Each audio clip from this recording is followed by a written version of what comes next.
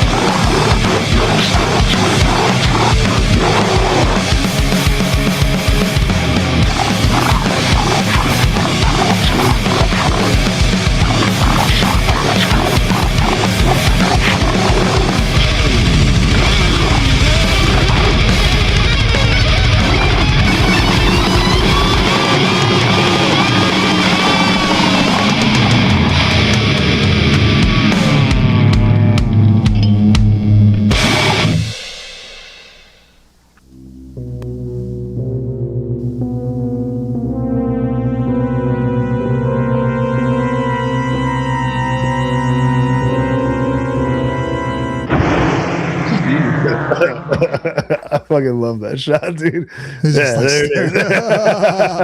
I should have capitalized the L. Fuck, man. I messed up on that one. But yes, Murderlust is the movie this week. But first, Grizz, god damn it, dude. Huge ass snowstorm going across the country.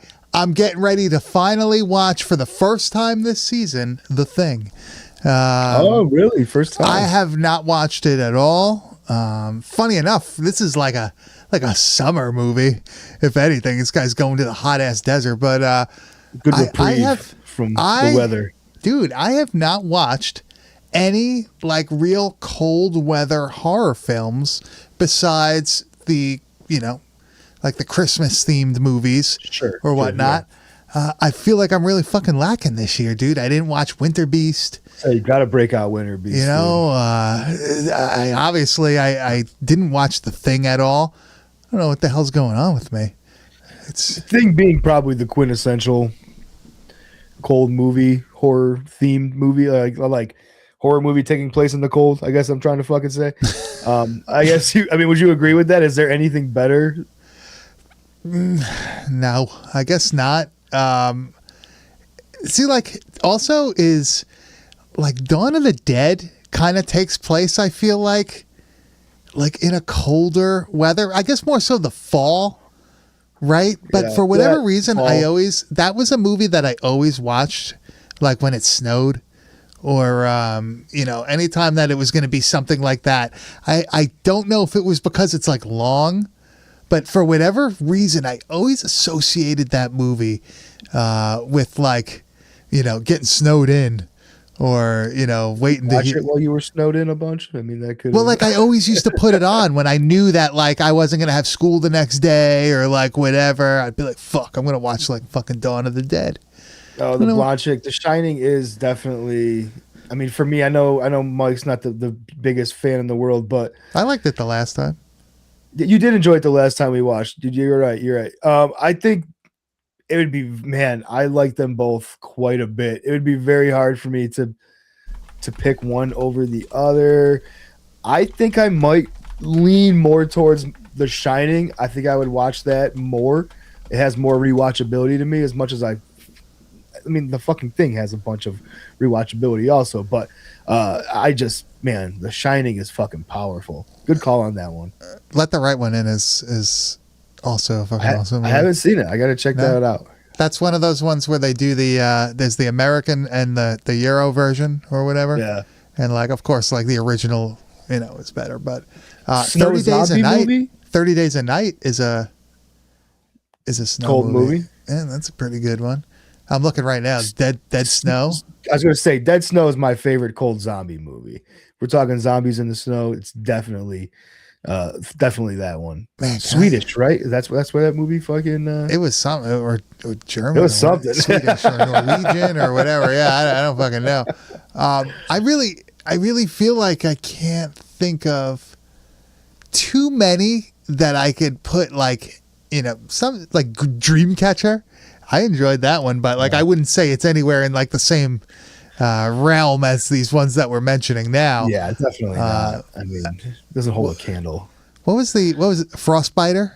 That's another one. Jack Frost. Oh, Jack Frost. But see, like, does that go with like the Christmas shit? Yeah. Yeah, I don't know. I want to see some Dude, is there an SOV? Oh man, winter film? Is there a snow-based, snow-scened SOV film? Does that exist? So I'm looking it up right now. Our buddy fucking Kairu Gore from Dead with My Friends, he was just like posting that he got this movie recently that like he said it's like Winter Beast, but like fucking kind of like, but it's shot on video, claymation, horror movie and shit. So like I gotta dig into this. I gotta figure out what it is. It's not on his Instagram page at the moment, but I gotta figure that out because that sounds like something that would be perfect for this time of year. What do you think about all those people that used to say like, oh, I want to see like a Friday the 13th, but like in the winter? What do you think about that? Like Jason in the snow. I don't hate that. I think Jason in the snow works better than a Michael Myers in the snow.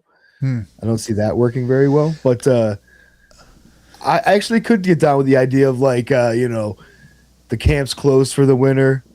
So fucking kids break into fucking the camp because they know no one's going to be there. Mm-hmm. Some cabins and shit. They break in, have a good time. Obviously they fuck and then they die. That would be kind of a cool setup for a Friday the 13th movie. It opens up a lot of new like ways to like have Jason kill people because everybody loved when he did the liquid nitrogen thing and like smashes the woman's face and it breaks apart. Like just think of him coming out of the frozen lake, like shit with the frozen lake.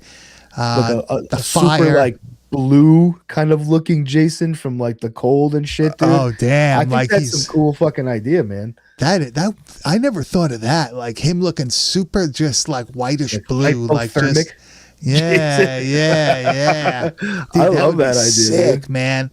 I would actually really enjoy that. Do I think they would ever do that? No, but that kind of led me to thinking this, another kind of unrelated thing. Can you see, well, I guess it is related. Can you see a Michael Myers film that doesn't take place on Halloween? Does it work? Or like, do you need the holiday for that one? I guess it depends on, I guess it depends on like if off the original, the whole Halloween, I guess. Yeah. I can't really see it working any other way. It's hard for me to like, put myself in that because I'm not obviously the biggest Halloween guy, but it's called Halloween, Well, So, like, take away that. Like, I feel like it doesn't work without the holiday. I feel like that's kind of what gives it like people talking about the boogeyman and all that shit and the mask being a thing that blends in during that time of year where like if you're wearing a mask and it's fucking May, people are gonna be like, yo, what's up with this guy? What's up with this dude wearing a mask? Yeah, but I also feel like once established as like the boogeyman that he is, Michael Myers, then like he should be able to transcend different time periods and not really his credibility should hold up being like, yo, that motherfucker's scary. I don't care if it's Halloween or not. Halloween, Michael Myers on the 4th of July, scary as fuck. Like that could be. I could see it being a thing. I understand that, but I don't know. Like I feel like maybe it's my own personal viewing preferences or whatnot from growing up watching the movies that I feel like I need to have that element of Halloween in the film for him to work. Where if it's any other day, it's just kind of like a dude, like he's not quite Jason. He's not quite Freddy. Is that why he never went to space? Is because he doesn't work in space? Yeah. How do you get him in space though? That's what I was just thinking too. Like, what is the plot to get him into space? He's not immortal, right? Like now there's 2 timelines, right? There's technically like 2 timelines now. There's the fucking one that is based on, Halloween Kills and Halloween Ends and all that, where it was 1 and 2 and then goes right to fucking those ones. And then there's the other timeline with like the Thorn Cult and like Dr. Wynn and all that shit. And Thorn Cult's probably easier to turn into like a space thing because it's already a little bit far out there. You could take that in any direction. I think the original timeline would be harder to fucking execute, getting into fucking space, dude. Yeah. I mean, like, how would you? I don't know. You know what's something that I always wanted? I wanted them to do, and I wanted it to be serious. I mean, not serious, but serious enough. Where I wanted there to be like a legitimate Muppets horror crossover. Where it was like, it was a Muppets movie, so it was like lighthearted enough, but it really was a horror movie that drew like that even had like, they always had cameos in the Muppet movies, dude. Like, give me fucking, Freddy Krueger in a fucking Muppet movie, dude. 1000% Freddy Krueger could work with the Muppets. It fits that so perfectly, dude. Like, give me fucking Pinhead with some Muppets, dude. Like, that shit would fucking work, man. There's things you could do with it that would be obviously not like over the top horror and like inappropriate for the Muppets, but you could still make it fucking work pretty well. I would definitely see Freddy with the Muppets because you don't necessarily have to make it like mean spirited or even really like scary.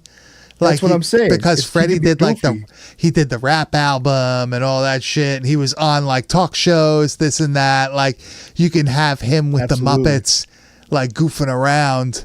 Like, like a scary nightmare, like with a Muppet thing would be like, whatever. That'd be pretty, dude, like Bunsen and Beaker. Like being in like fucking like Freddy's world. Okay. No, but now imagine Bunsen and Beaker as Cenobites. And how fucking perfect could that possibly be? Where you have Muppet Cenobites in a skit. I think that works fucking amazingly well. That would be sick. Damn, dude. Gonzo Muppet or a Gonzo Cenobite would be hilarious. Dude, he's got the there's all kinds of cool coming from his nose. Damn. Saw blades like coming from. Well, did you ever watch the Haunted Mansion Muppet movie? Yeah. I thought that was great. I thought they did 100%. A great job with that. I would love even I want like a zombie Muppet movie.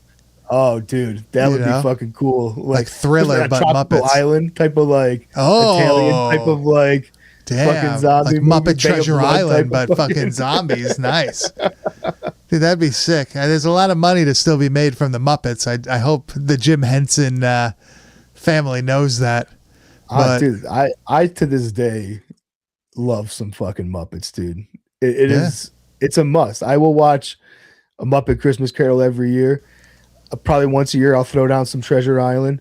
I like the OGs, like the fucking Muppets Take Manhattan and shit. I'll fuck with that. Yeah, my man. See, that's one of those things you just don't grow out of that, right? There's still value in it in our older age, right? I still watch all the new Muppet shit that they put out. 100%, dude. Pepe's the prawn. He's the best Muppet they've ever come out with, dude. He's the man. That's so fucking funny, dude. We used to. Grizz, this week we watched a Prism video release that most people. Would you say that most people know this exists? I hope they do, man, because this is like we mentioned it before. Might be the best Prism VHS release of all time, in my opinion. Top 5 best VHS cover arts of all time. Just the packaging, like in general. So this week we're covering Murderlust from 1985. Here's my VHS copy of this. As you can see, it was a real rental. Somebody bought it for $80 at one point, which is fucking insane. But this has the bottom flap, awesome fucking cover art, beautiful. Awesome rear composition of everything. There's like this picture of this is right off the bat. This is, look at this fucking guy.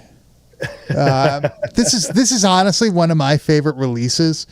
It actually like has some, like they had somebody, I guess, illustrate this, and it kind of does have something to do with the movie, where a lot of the Prism releases would have an illustrated cover and it would have nothing to do with like shit in the movie. It's probably one of those ones where I bought this just because I thought the tape looked fucking crazy, and I watched it without really knowing what it was. I heard that this was like one of the better releases, and does not disappoint. Not at all. This is a 10 out of 10 when it comes to, would you consider this a slasher?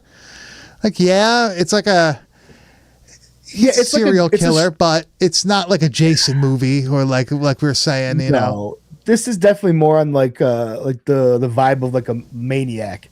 You know, this is like a Greasy Strangler kind of fucking vibe to it. More realistic. Our main dude here, our dude, Steve here is kind of a scumbag in a lot of different ways, like even his appearance at time is just kind of like really let himself go in different aspects of the film. He's definitely, I feel like, because it's tough, because all those films like Maniac and stuff, they do get kind of put into the slasher genre, but they are kind of their own thing. These like more hands-on killers than the giant machete knife wielding, these strangulation films is what I would call this. Like, that's the main way we're going to see this dude kill people is with his hands. And I think that's kind of its own subgenre of slasher. He's like a psychosexual killer, right? Like, damn, dude, lay that on me. I like that. It's like really like it takes place in a specific time and like in a specific place where this is totally believable. Time before like everybody had a cell phone or video cameras everywhere and all that shit. Guys like picking up girls at bars, picking up prostitutes, picking up pretty much all random people in this fucking city, and being able to like murder them and dispose of them in the desert, which if you're not from America, there's parts of our Southwest where if you are lost or whatever, like, or you're dumped somewhere, you will never be found. You will never, ever, ever be found. There's a good chance. Our main guy here, Steve Belmont, his nickname that we'll hear later on in some of our clips is the Mojave Murderer.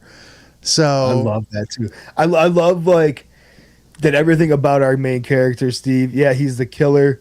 But he fits the perfect serial killer like stereotypes. He blends into society, works a normal job, fucking teaches Sunday school. People just think, his boss fucking hates him, but he's a union man, so he's got his working buddies and shit. Like, he really does kind of just blend in with just everybody else that you would think is out for the ride, But he behind closed doors, even in like almost in plain sight at times. He's able to like take these victims, strangle them, dump them in the desert, and just kind of move on with his day. And it is such a time and place where that was like a possibility. You can never do this shit now. Yeah, like not that I'm saying I have the inkling to do. I'm just saying like it'd be a much different story to tell. It seems like people are way less trusting nowadays. Also, like nobody would ever flag somebody down on the side of the road for help. You'd fucking sit there and you would rather sit there and walk or whatever than have like a stranger pull over. Because the first thing I would think, even as like a dude, it's over 6 foot, over 200 pounds, like I'm gonna get murdered. I'm making sure I got that on me. I'm gonna have the heater on me because I'm gonna fucking somebody's gonna try to kill me or put me in this fucking van. Right, you're gonna have him. It's gonna be you're gonna have the van like that's behind us right now. The door's gonna fucking swing open, and guys are gonna grab you, put the potato sack on you, drive away. Right, but Chris, why don't you give a little synopsis of Murderlust? Our man Steve Belmont, like I said, is a normal, everyday, cool motherfucker out here doing his job, teaching the kids about God, and he unfortunately has a bad habit of killing hookers for the most part, and then it develops into killing others. Steve does also have a problem with authority, right? Like he can't really keep a job. He keeps having issues at work. He pretty much has issues fucking everywhere he goes, right? That's kind of He's got a cool cousin that kind of helps him out a little bit. Neil. Dude, Neil is one of my favorite characters in any movie that we've watched. Oh man, he's got such a distinct voice and like cadence of how he speaks. He's like fucking Sheldon from The Big Bang Theory. too. He just is this character, man. Like he fully embodies it. And their like banter back and forth is so realistic. For like that is how I speak to my cousin. You know what I mean? Like when you're talking, like it's your brother. You know what I mean? Like. No, it's not awkward or whatever. One thing I'm going to say before we kind of dive into the movie is that everybody that's in this seems like they're kind of like a legitimate actor. And if not by like having a long resume or whatever, they had to have some sort of experience because it's like not ridiculous at all. It's like a real movie. This isn't like a shot on video, like a bunch of homies hanging out making this movie. Like this was made as like a film. Like this maybe wasn't meant for like, big theater release, obviously, but this was made to like make some kind of money back for sure. All the cast was found through placing ads in Dramalog magazine. That's hilarious. So apparently Steve is based on Ted Bundy and the Hillside Strangler. So checks out. That definitely checks out. And yeah, this is like one of those movies like Killer, right? Where you kind of wonder where the fuck they got the money to make it and like why these people didn't kind of do more after the fact, right? And it's also shot in a very similar way, has a similar look to it. The film has a similar physical like look to it. Yeah. This would actually be a great double feature with back to back. Yeah. Killer, and this would be amazing. Two different types of fucking serial killers. One a little bit more crazy than the other, but still two fucking great movies to watch back to back. And I just looking back now too on this dude who did this movie, Donald Jones did Project Nightmare right after this. If you've ever seen that movie from '87, awesome fucking movie. I had no idea that he did that following this up, and definitely makes me want to dig into his stuff a little bit more. He has a movie before Murderlust from '82 called Deadly Sunday. Have you ever seen that movie? No. It's a lightning video release. What is it? It's a lightning video release from '82 about it's an action-packed chase to the finish thriller. Oh, this is probably gonna be cool, dude. It's a suspense film where a guy like takes on an innocent family in their house and takes them hostage and shit. That's probably gonna be fucking cool. It looks like it's filmed in the exact same way as Murderlust is. Maybe we might have to check some of that out, man. Yeah, I definitely like that. But yeah, we see Steve in a bar in the beginning with his buddies, and you could tell right away like something is wrong with him, right? The way that shot we just saw from the opening. Yeah, that's the first part we see of him. He's just staring into the dead space. Yeah. Is it supposed to be that he's staring at the girl? Is that what it's supposed to be? Oh, that could be. Yeah. But he's also like playing it off to his friends like, hey, I gotta go home. I got real things to take care of. You guys can sit here and drink all night. And obviously we've seen that he has alternative motives to get this prostitute alone in his van. Yeah, and this is one of those scenes. Well, first of all, let's preface it also with he tells the guys didn't work out, but he tells her, hey, meet me in my van in 20 minutes. I'm parked out front. And when she gets to the van, she's like, hey, like, you know what? I thought about it. Here's your money back. Yeah, here's your money back. I know the kind of guy you are. I think she said something to the effect of you can't get off unless somebody's frightened near half to death or whatever. And tied up. Yeah. Yeah. So like she got a feeling about this dude. She knew something was up. But unfortunately, it's too late. She got in the car, right? It's never get in the van. The money got the better of the situation, made a bad decision, and she ended up paying for it with her life. So hard, baby. Door's locked. Come on, baby. You really want to live? Like he said, he strangles these people in various ways. With the fucking wire. She was telling him that she has a kid at I home. don't really care. No, he does. Well, he cares. I'm saying she acted like she doesn't even care. Yeah, yeah. Like, She she's fucking like whatever. and he was like, don't you love your son? Like, don't you love your kid? Like, why aren't you home with your kid? Like, and then when she brings it up when he's strangling her there, he's like, "Oh, don't say that. You don't care about your kid." He'll be better off without you. Without you, holy fuck. Damn, dude.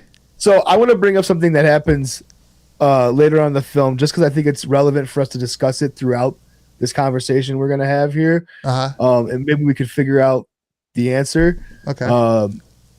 When later on in the film, our man's gonna be looking for a job, and his cousin finds his resume that he's taking to get his psychology ward at the. So does he actually have a college degree? No. Okay. No, it's all a lie. This dude is lying about fucking everything. It's all phony. If you think about, I after I like thought about it some more after watching this again for here, I was like, man, maybe because like if you watch this now with the understanding that he does have this like, degree in psychology and suicide prevention and all this shit like that, that's why a comment like I don't care about my kid or whatever would fucking bother him so much, because like he is at the heart of it this like Christian dude who has this psychology degree about wanting to help children, is trying to open this children's psychology clinic for these fucking kids and stuff. So like I don't know, I felt there was something to it that maybe he did have the degree, but then I was like, well, his cousin mentioned he doesn't remember him going to college. Yeah, and his cousin would know that shit. I was taking it more so as like he's just like an intelligent person. You know what I mean? Like, and he's just preying on people that are either too trusting or in a vulnerable situation, or which I think is the Ted Bundy aspect of the character for sure. Yeah, like you're getting the drop on a 100-pound woman. You know what I mean? With a fucking crowbar or something. Like, there's no chance of defending against. He's obviously in a bad situation and desperate to take care of whatever she has to. He's definitely like using the situation to his advantage here. That's like the thing about it too, is that I like that he's not a dumb killer. Like, I do like that he has like, he's a pretty smart guy, even if he may not be able to like keep his job. It's not because he's not smart.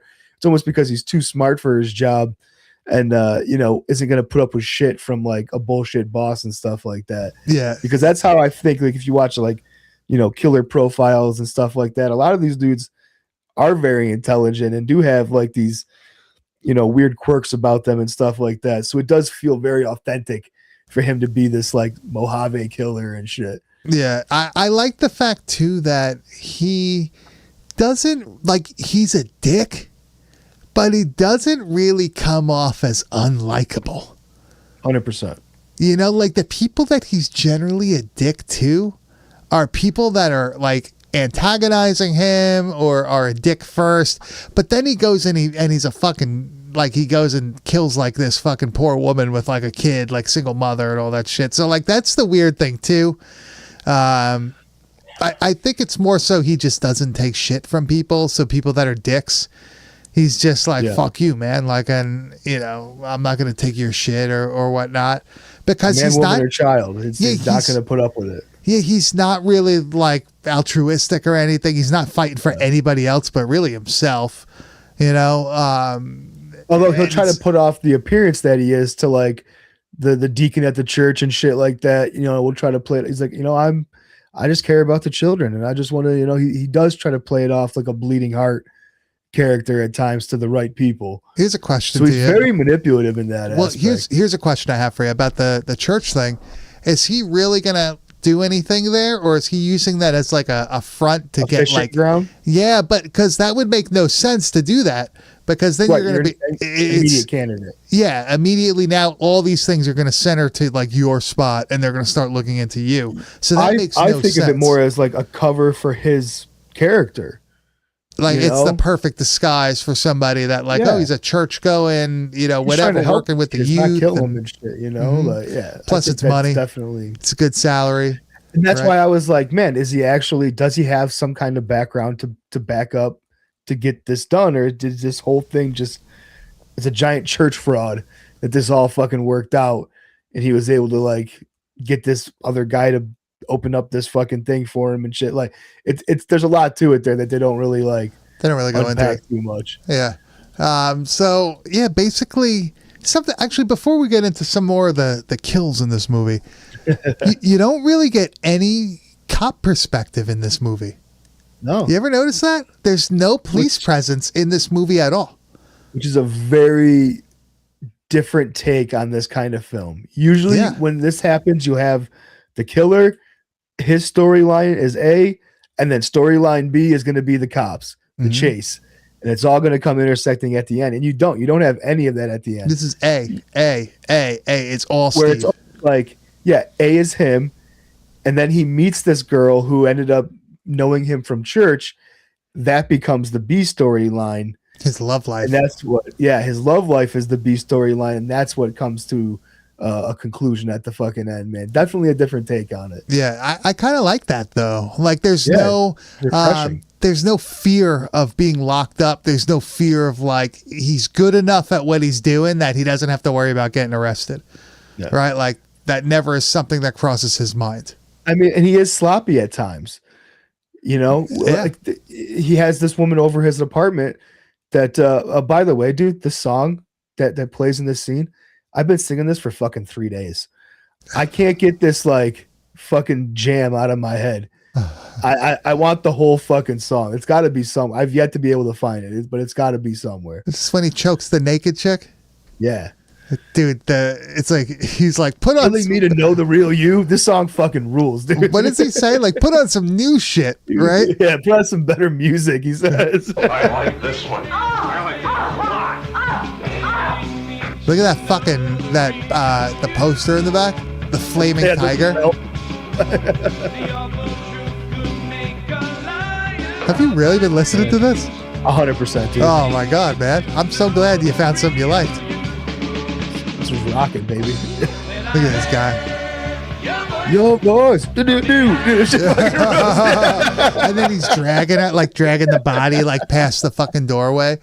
Man, so like it's a very, I'm not going to say realistic, but borderline realistic killing spree, right? Really not that far-fetched.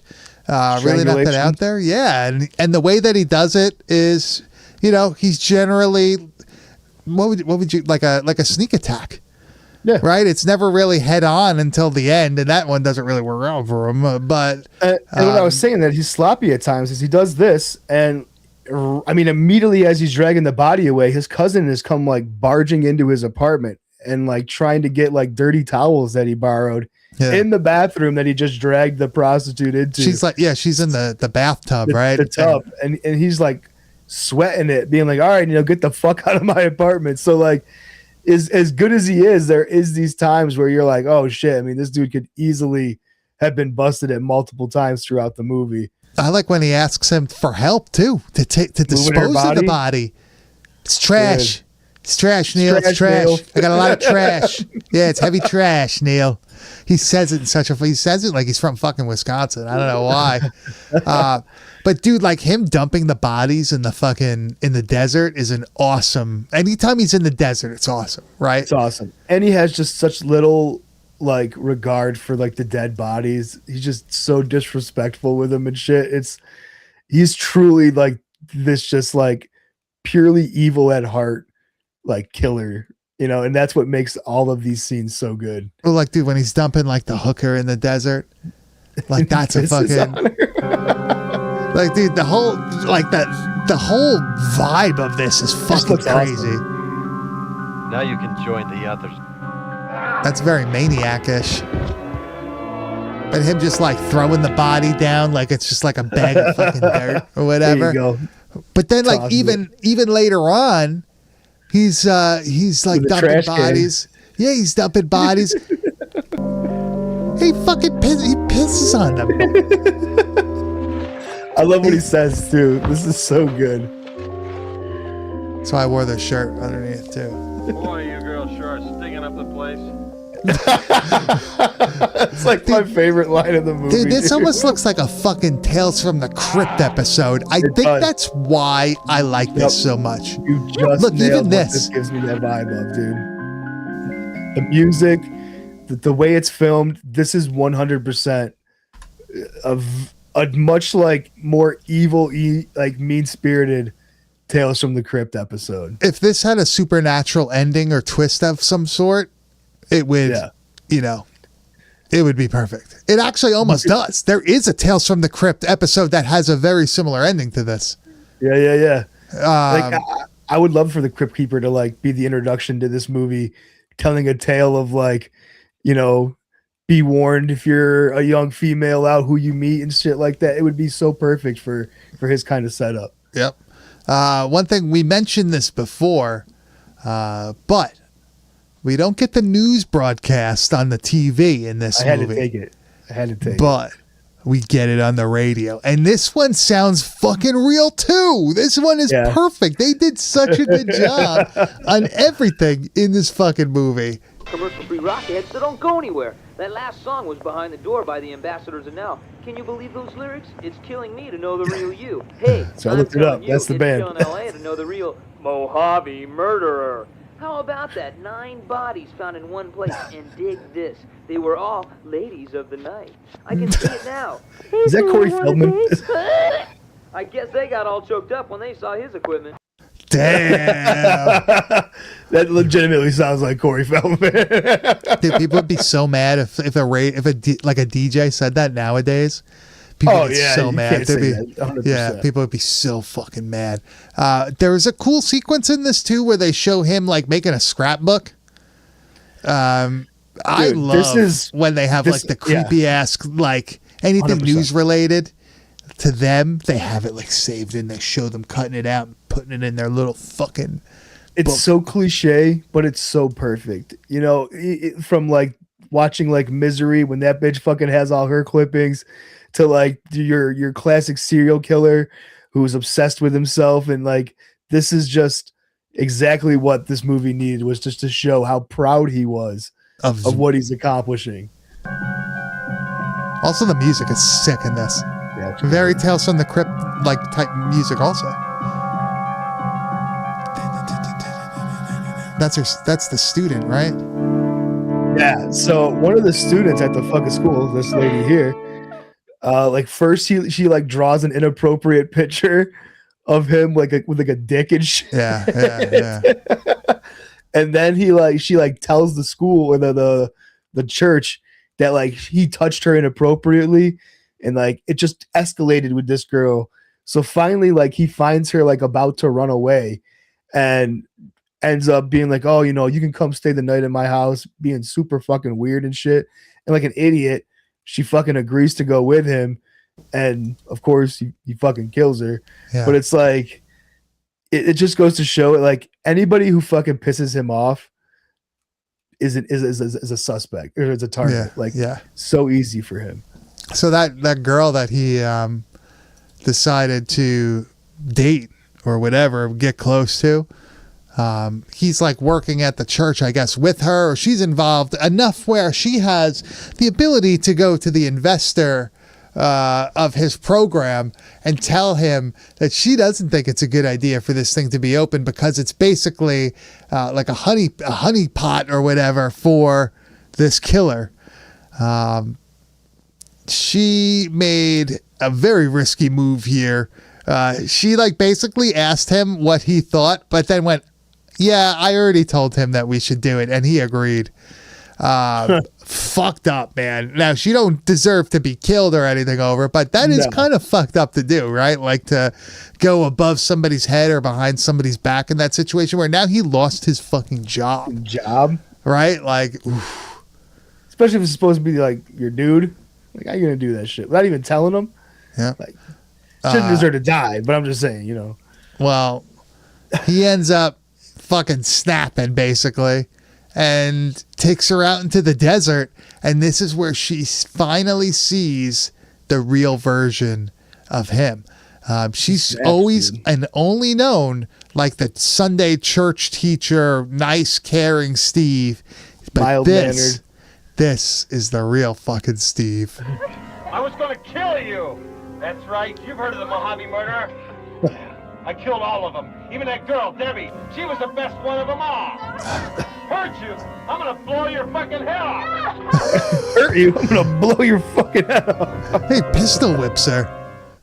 But then he decides to pull out like the garrote again, aka just like a piece of yarn. And he goes to strangle her. She knows she's smarter than him. She uses like some reverse psychology shit on him. And it's like, kiss me, Steve. Kiss me while you choke me to death. He's like, oh, you're into this, aren't you? Yeah, you're a dirty girl. And then she ends up wrestling the gun away from him. And then she shoots his ass. Yeah, look at this. She shoots him a couple times. Look, she's got blood in her mouth too. God damn it. Look, she's not taking any risks. She's ooh. It's not a good shot, but It's hard, dude. I mean, people don't realize how hard it actually is to make shots like that. Shoots him in the leg, right in the thigh. It's a good shot. Dude, that blow a hole in your fucking thigh. It's not gonna kill you immediately. No. It's gonna make you suffer. But she steals the van and fucking leaves him in the desert to die. Great ending for this guy. Left where he's left everybody else. Yeah. But in a way worse way. He's gonna fucking bleed out, starve to death, or be arrested. Right? There's no escaping at this point. You know? Oh, he's dead. He's dead. They show his dead body. Oh yeah. Remember they show him like this? Oh yeah. Croaked out at the very end. All like white looking. Yeah. But that is Murderlust, and that is a Bad Taste Hall of Fame video. Whatever. 10 out of 10. Absolutely. Not the goriest movie. I mean, there's no blood in the movie, but it doesn't matter. You don't need it. You don't need it. You don't need it. The story is great. The acting is great. Everything about this movie is great. You didn't even see shit with the fucking cousin. You didn't see him fighting with the guy at work when he goes and gets his last paycheck. And the guy's like, sign the paper. He's like, I don't want to sign the paper. I don't work here anymore. I don't have to sign the paper. Fuck you on it, he signs fuck you on it. Dude, I laughed out loud every time I see that. It cracks me the fuck up. So good. There's so many. There's when he's talking to like the woman who's like the wife of the head trainer or the most fucking whatever trainer at the racetrack. She got him in trouble. He's sitting there in the room with her, and they're in the other room discussing if they're going to fire him or not. And he just looks at her and goes, "You're fucking dead. You're like, dead. You're one dead bitch." Yeah. I was like, oh, dude. Yeah, he don't care. He like lost it at that point. Dude, doesn't give a fuck. Oh, man. You know, it's funny, too. They like show him staring at that money in the supermarket over and over again. Oh, yeah. Never steals it, though. No, I thought for sure that was going to be something the first time I watched this. What do you think, man? You think Neil's going to miss him? Or you think Neil's like, thank God? Yeah, it's probably a burden off Neil's back, dude. He owes him a lot of money, though. He does owe him a lot of money. It's true. You could like ransack his apartment for that sweet radio system he had. Yeah, the sweet radio and that flaming tiger fucking... tiger poster's worth a few bones. Yeah, grab that for sure. That's probably like a velvet fucking poster or whatnot. But Grizz... I really think everybody's got to go check this one out. It's on Tubi. You could go watch it right now. Definitely go watch it. Man. I don't know what the tape goes for nowadays, but this is one of those ones where I say, go buy it. It's fucking worth it to have. Or if you could find the original poster or something for it, that would even be better. There is an intro version or Introvision, whatever the fuck. Intervision. Yeah, that's the one, Mike. There is an Intervision DVD out there. That's what I ended up grabbing eventually after I sold my VHS copy for a lucrative amount of money. That was during the boom, right? Took advantage of that shit. But yeah, like in the DVD is like $12. Go buy that shit. Yeah. It's fucking worth having. Definitely worth it. And that was Murderlust. But Grizz, next Tuesday night at 10 p.m. Eastern Standard Time, if I'm not frozen to death, we will be covering Slime City from 1988, the Greg Lamberson Goo classic, cool new wave punk, lots of goo. Like just an odd fucking movie, but it's awesome. I can't wait to do it with you on here on YouTube.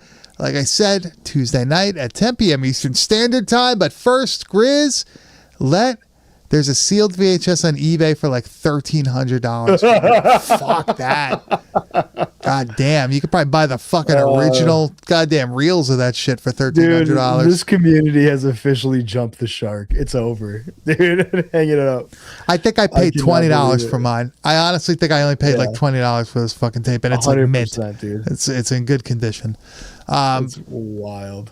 But Grizz, Slime City, that's another one. Go see how much that one costs now, because that's a fucking that's probably a hundo, right?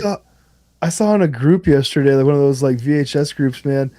Somebody had it was a sealed bootleg copy of the movie VHS that the person decided to have graded because they knew how rare that this was going to be. And I love the movie, but cringed my spine a little bit. I love the movie, but these people, Jesus, guys, come on now.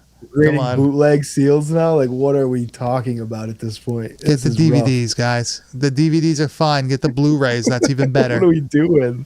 You missed the boat. You missed the boat. You missed it. You missed it. You're like fucking. You're a generation late. I'm sorry, Grizz. It's time we head over to the wide world of metal, and we have one hell of a fucking lineup this week. What do we? Where do we start, dude? Where do we start here? I think we're going to start with a pretty cool band out of Oregon. This is a one-man hyper grind death machine super slam fucking extravaganza. This is the band Blood Crusher, the new EP Deadlight. We're going to hit them with some grotesque transmogrification. I couldn't see very well. I had to squint a little bit. It's because I do the Warhammer shit. I could probably pronounce all these dumb fucking things. Ooh, let me go a little louder. There it is. I like this artwork. Yeah, that fucking snares. I like that snare drum too, yeah. Sounds like he's using a DOD death metal pedal. I'm all about that. Banging on a trash can like fucking Doug Funny. Yeah, dude, that comes with a pair of Jenkos, that's for sure. I just love that. It takes me back to like, it has this elements of like the cyber grind thing from like a long time ago, like Chain 2005 wallets. And 6. Yeah. It has like a little bit of that with like the drum programming that is just so funny to me, but this is fun as fuck, man. Just a little Osiris D3 action. Yeah, it's 100%. Right, yeah. This is cool, man. So that is Blood Crusher Deadlight EP. This is officially out on January 17th, so it's out now. Nice little four-track banger for you. Now let's get into this was my pick of the week, but I think other people will probably enjoy the other one a little bit better. This is a band out of Alberta, all the way up there in Edmonton, Canada. Or is it Edmonton, Alberta? Edmonton, Alberta, I believe it is Canada. The band is Bigorexia, which is the best fucking name. Oh, we're doing the triple B right now.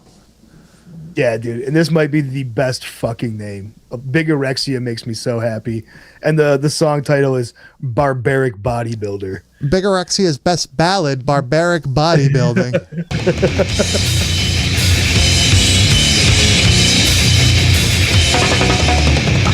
There we go.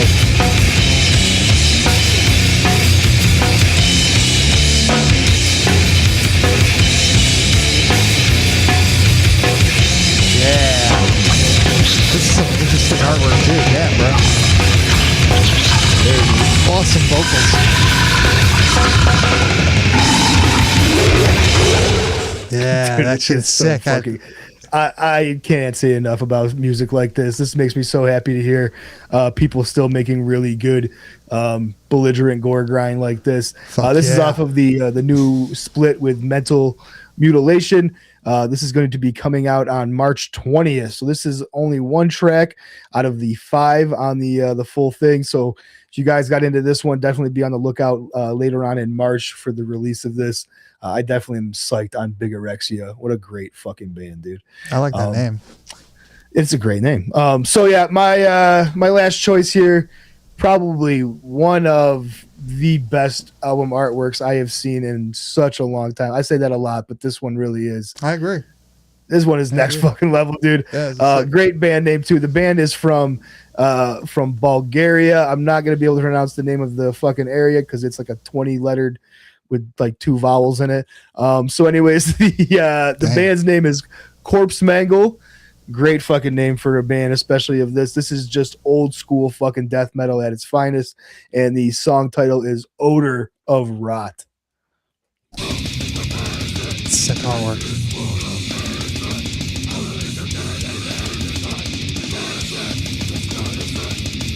I love the corpse-ish logo.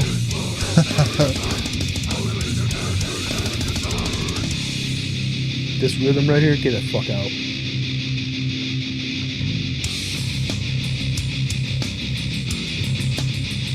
This is everything I want in life. Just want to hear this nonstop.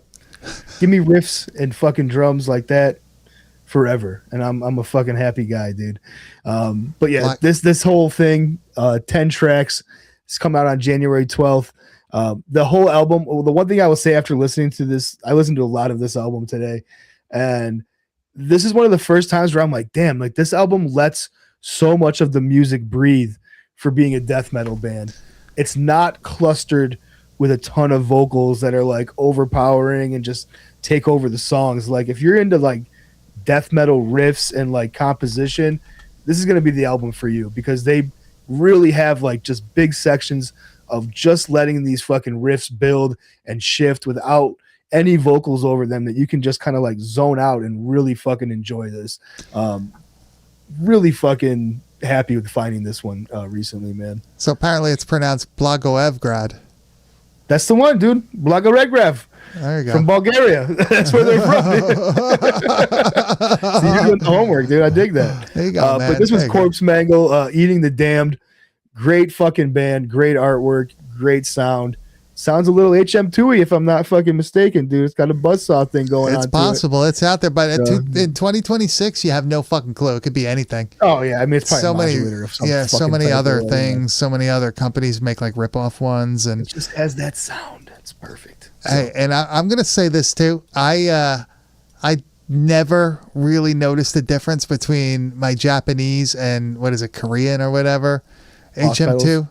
Yeah, I never noticed the difference in them. I never could tell. It all still works the same. Circuit built on a little bit of a better component. I mean, it don't matter. The you'd have to be such an audio nerd to be like, oh well, the frequencies are a little pitchier at this fucking point to like really notice the difference on those things. Your sound is so blown out that you're not hearing for the what we do anyway. too. Yeah, and most people don't even have like the head to run it correctly live either. That's like another fucking pain in the ass thing that you'll find. The double distortion, they'll put like a fucking gain channel on their amp and then try running an HM2 on it. I used to do the thing that the dude from Trap Them did where I'd run it through an Ampeg V4.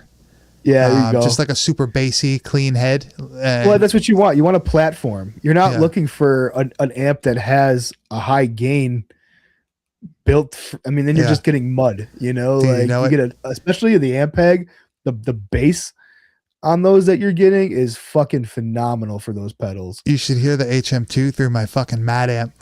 I was just gonna say your green probably sounds it's fucking sick. Better. Yeah, it's awesome. It's fucking sick and it's loud as fuck. It fucking shakes the window. You could see the window ripple. But Grizz, I think you picked another good 3 bands this week for the Wide World of Metal.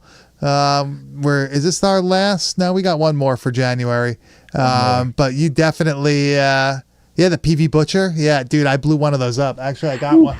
I got one behind me that I blew up. One day I'll reconstruct the. I have for sure. Buddy Chase has one that's blown up. I now have the skill to actually like repair the PC board on there and everything because when I say like I blew it the fuck up, like it's burnt up. Remind me next time. And everything, dude. It's fucking burnt. Like it's burnt. I may have to actually like fucking like.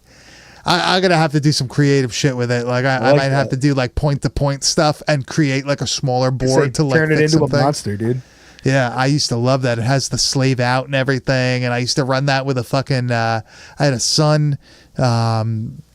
What's it called? Coliseum. Oh yeah, just the Yeah, like just the slave unit, solid just state. the power unit. Yeah, Yep. It wasn't mine. It was actually my bass player's, but he didn't use it, so I would use it for that. I'd have the fucking that shit going through there. Damn, dude, it's I ran awesome. the same head. That fucking as a slave is one of the most powerful fucking things, Yeah. dude. Now I have. I miss playing with that. Now, shit, dude. the only solid state thing that I have left that like really like works is my PV Mark IV. That's a great amp though, dude. That's another good solid state bass / guitar head. There's better ones than this that actually have a distortion channel on it. This is like the 400 or whatever. What's There's the fucking Randall from that time period? There's a Randall solid state the from that year. RG, the that's RG 120 or whatever the hell it is. That's the what it Dimebag. is. That's the sleep one, right? Which one is it? The Sleep used, I think, the RG 120 or whatever the fuck that's it what I'm was, thinking right? of. I remember it was with a Doom Band. I couldn't remember if it was Sleep or Electric Wizard that used it. Oh wait, no, not what? Who the fuck used it? I don't know what the fuck it was, dude. I don't know what the fuck I'm talking about now. But that's the amp I'm talking about. It's a solid state Randall from that. I know Dimebag was a fucking huge Randall guy for years too. Let's see. Hold on, sleep amp head. I don't think it was a Randall. I think he used the fucking a Laney. He used the Laney. That's what it was. The AOR or whatever the fuck that was. The AO. I love guitar That's a amps. 122 though. Yeah, I love guitar amps, but I just don't get to play live out anymore. Right now, I could probably blow out both my eardrums though, from both sides. The stack Easily. of amp, yeah. But whatever. I play everything digitally now. STL tones or whatever the fuck That's it's. the one, dude. Yeah. Good shit. But Grizz, is there any? I feel like we had such a varied talk this week. We spoke about a lot. And I will say, my beloved Buffalo Bills are, Yeah, I saw that. R.I.P. and we have fired our head coach of 9 years, and things are Relationships, changing. dude. Relationships come, relationships go. That The one wasn't winds of meant. change are blowing in Buffalo. Yeah, you guys need one. You need a good season. At least you didn't We do. blow it on a field goal or whatever. Yeah, Right. that's true. Just blew it on 5 fucking turnovers. I was We're gonna say great. just a shitty miscatch and all that shit. Yeah, I know. But Grizz, is there anything else that you'd like to mention right now? On that happy note, I can't wait to cover Slime City with you next week, dude. Yeah, me too. I'm pumped for that one. Greg Lamberson's actually a Buffalo native, right? Or at least For lives sure. there now. 100%. But Grizz, where can they find you on the internet? You could find me also here in Buffalo. You can find me on Instagram at Kane_enabler. And you can find me at Bad Taste Video, and you can find everything we do at www.badtastevideo.com. We stream live every Tuesday night at 10 p.m. Eastern Standard Time on our YouTube channel, youtube.com/@badtastevideopodcast. We release everything in podcast form also every Thursday morning, but you can go back to our YouTube channel and watch all our previous live streams in the They're live there. section, unlike fucking Twitch, which I still think we should try to simulcast to Twitch and get that shit banned.